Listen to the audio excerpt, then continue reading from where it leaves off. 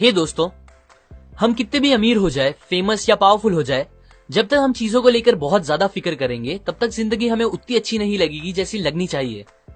क्योंकि ज्यादा वरी करना स्ट्रेस, डिप्रेशन, एंजाइटी और बहुत सी ऐसी चीजों को पैदा करता है जो हमारे लिए जरा भी अच्छी नहीं है, बोथ मेंटली एंड फिजिकली। और इन चीजों के आने के बाद अगर हमें दुनिया की सारी अच्छी चीजें भी मिल जाएगी तो भी हम अच्छा फील नहीं कर पाएंगे। नेपोलियन और हेलन केलर इस बात को प्रूफ करने की परफेक्ट एग्जाम्पल है। नेपोलियन के पास हर वो चीज थी जिसकी एक नॉर्मल इंसान सपने देखता है। फेम, पावर, पैसा सब था। फिर भी सेंट हेलेना नाम के आइलैंड पे नेपोलियन ने एक्सेप्ट किया कि उन्होंने जिंदगी के कोई 6 दिन भी खुशी से नहीं बिताए। जबकि सेम जगह हेलन केलर, जो कि ब्लाइंड, डेफ एंड डम थी, उन्होंने डिक्लेयर किया कि जिंदगी बहुत ही खूबसूरत है। अब अगर हेलन केलर बिना वरी किए 78 इयर्स खुशी से जी सकती है अपनी इतनी सारी प्रॉब्लम्स के साथ, तो हम क्यों नहीं। ज्यादा वरी करना हम पर बहुत इंपैक्ट करता है। एलेक्सिस कैरल, जो कि एक नोबेल प्राइज विनर है, उन्होंने कहा, people who do not know how to fight worry die early.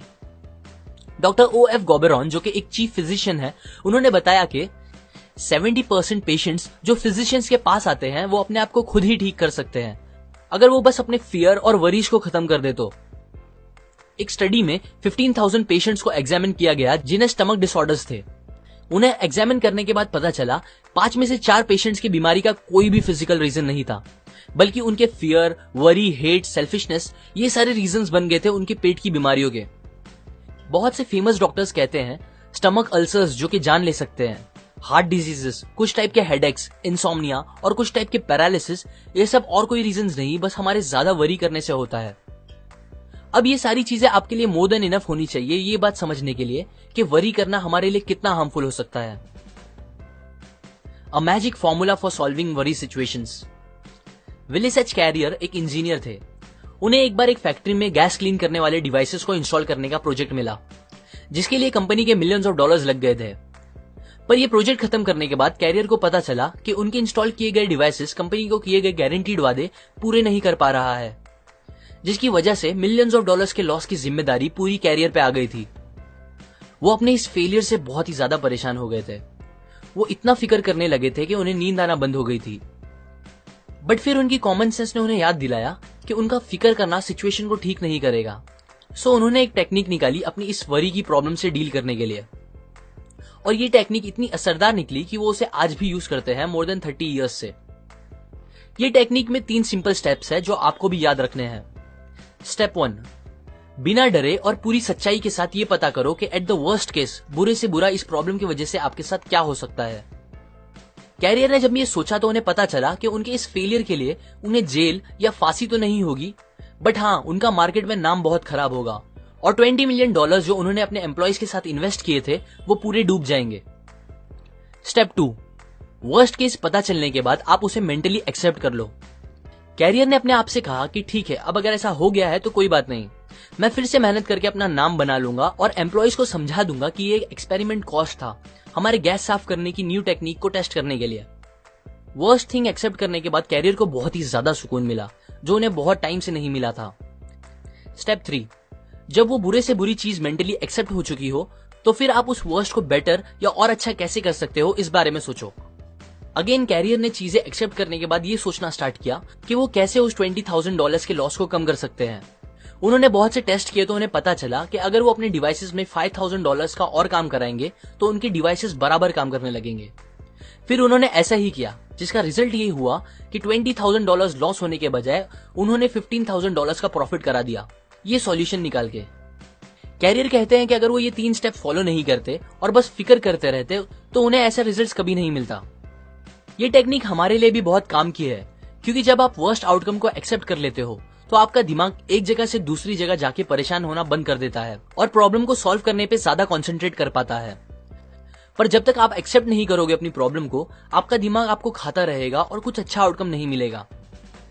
अभी अगर कुछ लोगों को लग रहा होगा कि कैरियर की प्रॉब्लम इतनी बड़ी नहीं थी और उनकी लाइफ की प्रॉब्लम बहुत ही ज्यादा बड़ी है, तो उनके लिए एक और ट्रू स्टोरी है। अर्ल पी हैनी नाम के आदमी को ड्यूडेनल अल्सर्स थे। डॉक्टर्स जिनमें स्पेशलिस्ट भी थे, उन्होंने हैनी को जवाब दे दिया था, ये बोल के कि उनकी बीमारी का इलाज नहीं है और उनका बचना इम्पॉसिबल है। आप सोच ही सकते हो ये सुन के उनपे क्या बीती होगी। वो बहुत परेशान रहने लगे थे।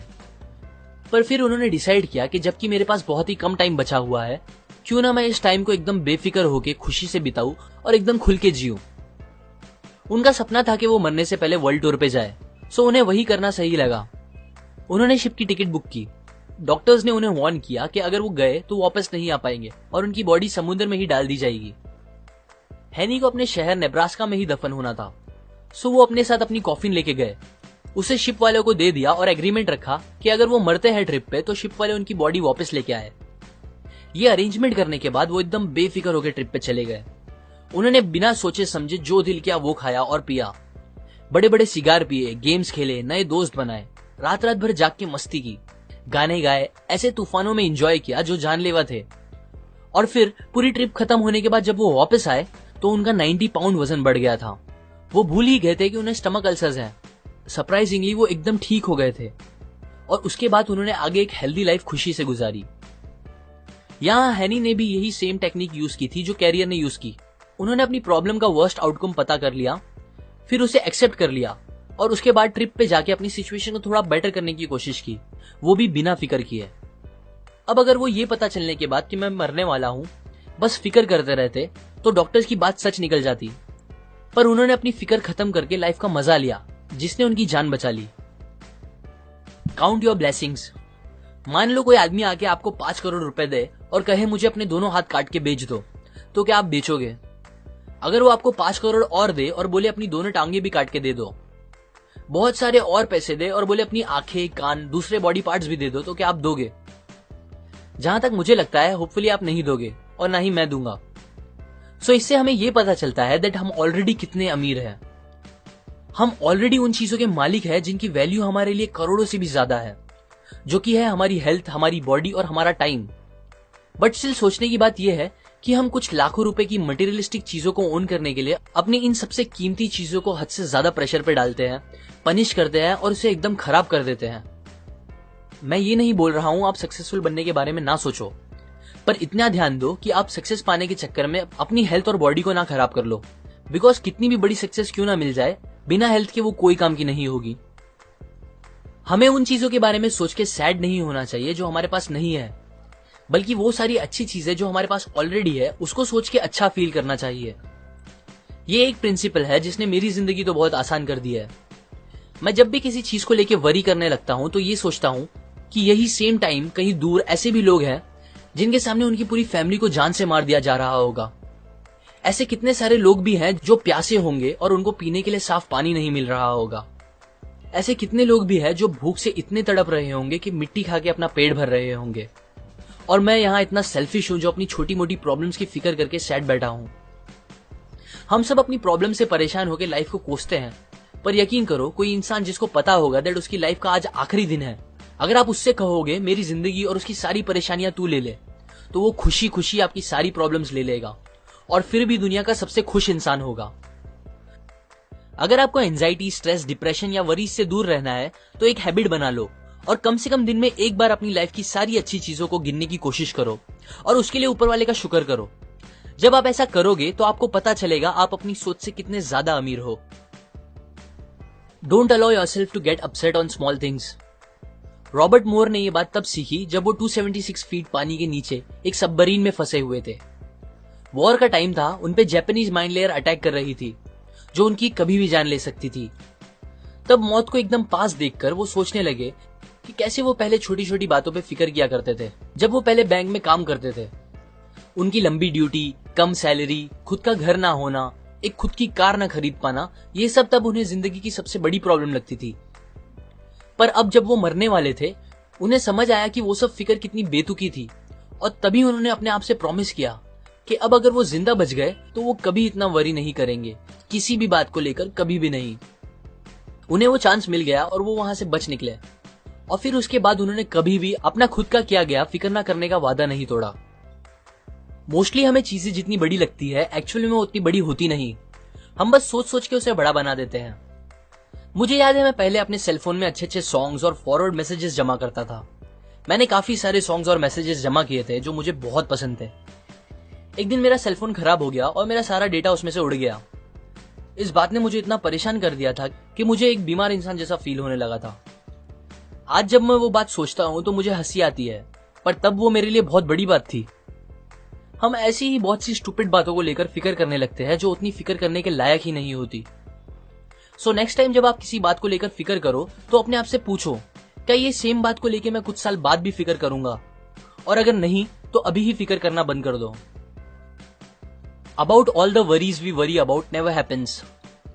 500 साल पहले माइकल डी मोंटेग ने कहा, मेरी जिंदगी बहुत सी परेशानियों से भरी है, ऐसी परेशानियां जो कभी रियल में होती ही नहीं। एक रिसर्च से पता चला है कि 85% बातें जिसकी हम फिक्र करते हैं वो एक्चुअल में कभी हमारे साथ होती ही नहीं, और जो 15% होती है उसमें से 79% बातें फिक्र करने के लायक नहीं होती। मतलब टोटल 97% बातें जिसकी आप फिक्र कर रहे हो वो और कुछ नहीं, बस आपके दिमाग का डर है जो आपको परेशान कर रहा है। सो अब मैं आपको कुछ तरीके बताता हूं जिससे आप इस अननेसेसरी वरीज को खत्म कर सकते हो। उनमें से एक है कि आप जितना हो सके अपने आप को बिजी रखो, बिकॉज इंसान कितना भी समझदार हो वो दो चीज एक साथ नहीं सोच सकता। सो जब आप बिजी रहना स्टार्ट करोगे तो आपको फिक्र करने का टाइम ही नहीं मिलेगा। और बिजी भी ऐसे काम में रहो जिसमें आपकी क्रिएटिविटी और प्लानिंग यूज हो। एक और चीज जो आप कर सकते हो वो है थिंक एंड एक्ट चीयरफुल। जैसे हम एक साथ दो काम नहीं कर सकते वैसे ही हम एक साथ दो चीज फील नहीं कर सकते। मतलब आप किसी बात को लेकर एकदम ज्यादा एक्साइटेड और उसी टाइम में किसी दूसरी बात को लेकर एकदम ज्यादा सैड एक साथ नहीं हो सकते। आप जब भी टेंस फील करो तो मुस्कुराओ और ऐसा एक्ट करो कि आप खुश हो। ये करने से आपको रियल में अच्छा फील होने लगेगा। बिकॉज हम अपनी फीलिंग्स को डायरेक्टली कंट्रोल नहीं कर सकते बट अपने एक्शंस को कर सकते हैं। और अच्छी बात यह है कि आपकी एक्शंस और आपकी फीलिंग्स एक दूसरे से कनेक्टेड है। सो जब आप ऐसा एक्ट करोगे कि आप अच्छा फील कर रहे हो तो आपको रियल में अच्छा फील होने लगेगा। ये कंसेप्ट मैंने आपको डेल कार्नेगी की book how to stop worrying and start living से बताई है, जिसने लिटरली मिलियंस ऑफ लोगों की जिंदगी आसान कर दी है, स्ट्रेस, वरीज, डिप्रेशन को खत्म करके। लाइक करें अगर आपको ये बात काम की लगी, अपने व्यूज कमेंट करें, शेयर करें इस वीडियो को सबके साथ ताकि दूसरों की लाइफ भी थोड़ी और ब्यूटीफुल हो सके। सब्सक्राइब करें, मैं और ऐसी नॉलेज आपके साथ शेयर करूंगा। And finally, thanks for watching.